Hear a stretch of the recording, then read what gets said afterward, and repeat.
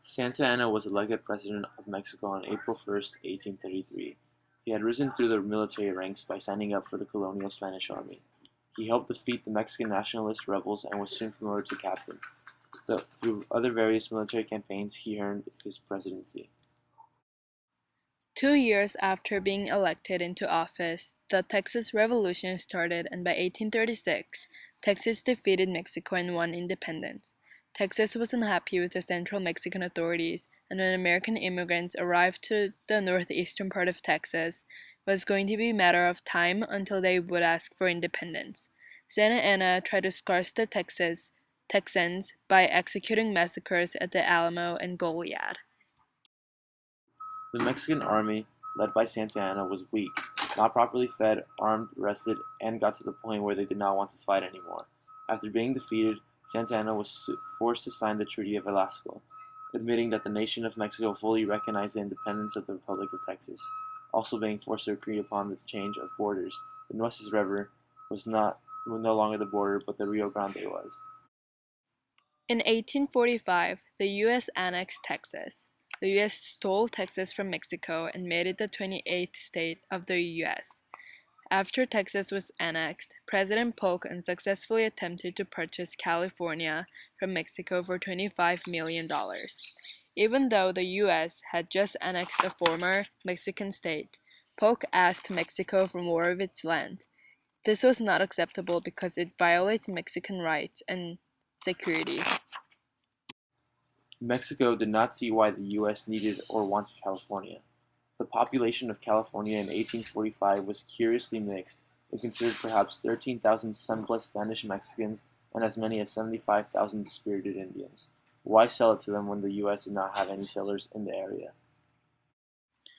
Though Santa Anna signed the Treaty of Velasco, saying that the border was the Rio Grande, not the Nueces, a lot of Mexicans still had good reason to think that the border was the Nueces.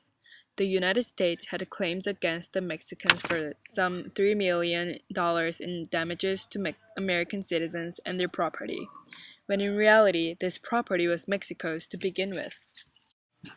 War broke out between the U.S. and Mexico after 16 American casualties were reported between the Rio Grande and the Nueces River, space otherwise known to have been Mexico.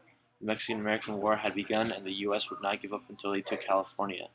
The U.S. invaded Mexico and started the war even though Mexico wanted to negotiate with the U.S.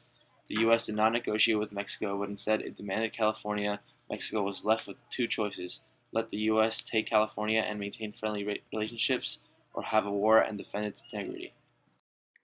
The American army marched into the midst of a peaceful Mexican settlement. Marching an army into the midst of a peaceful Mexican settlement, frightening the inhabitants away, leaving their growing crops and other property to destructions. American soldiers destroyed and violated Mexicans' properties and habitats. They also dehumanized them because they know that Mexican peasants are weak, unarmed, and powerless. Both sides of the war sent and lost a lot of men.